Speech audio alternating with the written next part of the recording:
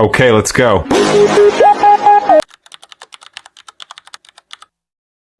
Baik, assalamualaikum warahmatullahi wabarakatuh. Waalaikumsalam warahmatullahi wabarakatuh. Terima kasih atas waktu dan kesempatannya sudah menyempatkan untuk hadir di sini.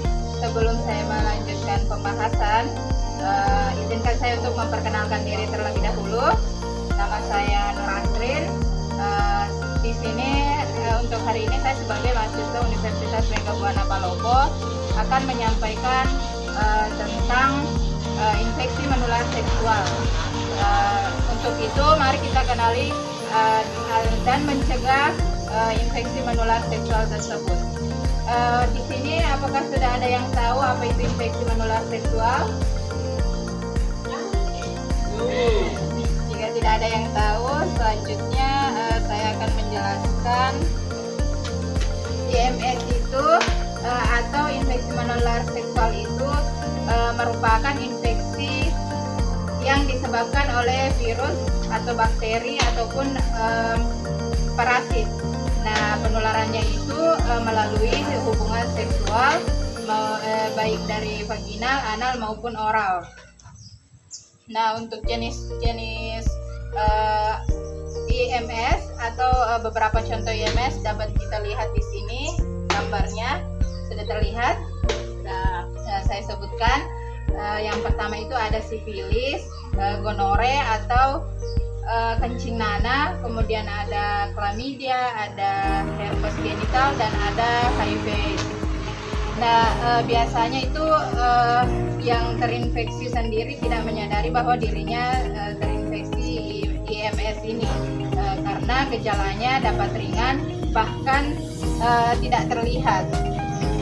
Nah, selanjutnya adapun gejalanya, tanda dan gejalanya yaitu biasanya yang mengalami infeksi menular seksual itu keluar cairan yang tidak normal dari alat kelamin, seperti pada perempuan itu biasanya mengalami keputihan yang berbau dan berwarna kuning, sedangkan laki-laki itu biasanya dia keluar cairan bening atau keruh pada ujung penisnya.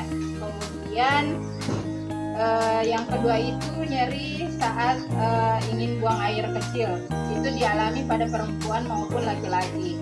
Nah, yang ketiga itu biasanya ada merasakan gatal pada area genital, dan kemudian ada luka atau benjolan pada alat kelamin. Yang kelima itu biasanya merasakan nyeri perut pada bagian bawah dan juga biasa merasakan demam. Kemudian cara penularannya ada berbagai macam cara penularannya itu, baik melalui hubungan seksual yang pasangan bergonta-ganti, kemudian tidak memakai pengaman saat melakukan hubungan seksual tersebut, kemudian penggunaan jarum suntik secara berganti juga bisa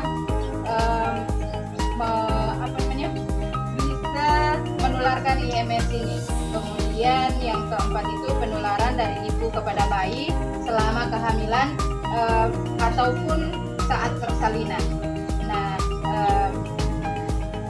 karena itu pentingnya untuk kita untuk memahami caranya pencegahan sejak dini. Nah, adapun dampaknya biasanya itu gangguan kesehatan reproduksi, di mana biasanya mengalami radang panggul, kemudian biasa juga menyebabkan kemandulan, kemudian komplikasi pada kehamilan, biasanya mengalami keguguran prematur, bahkan ketuban pecah dini. Nah, yang selanjutnya itu penularan kepada pasangan dan penularan dari ibu ke bayi meningkatkan risiko infeksi HIV. Dampak tersebut memengaruhi kualitas hidup seseorang di masa depan. Maka dari itu cara pencegahannya yang pertama itu mengikuti edukasi kesehatan reproduksi seperti saat ini contohnya. Kemudian yang kedua itu meningkatkan menghindari perilaku seksual beresiko seperti misalnya perbuatan ganti pasangan, ketiga itu menjaga kebersihan organ reproduksi. Sebaiknya itu misalnya dari celana dalam dulu lah.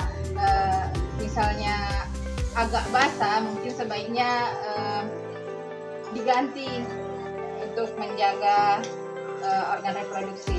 Kemudian yang keempat itu tidak menggunakan narkoba dan tidak berbagi jarum suntik dengan orang lain. Karena biasanya kan kalau pengguna narkoba itu kadang kalau pakai suntikan biasa dia saling berbagi.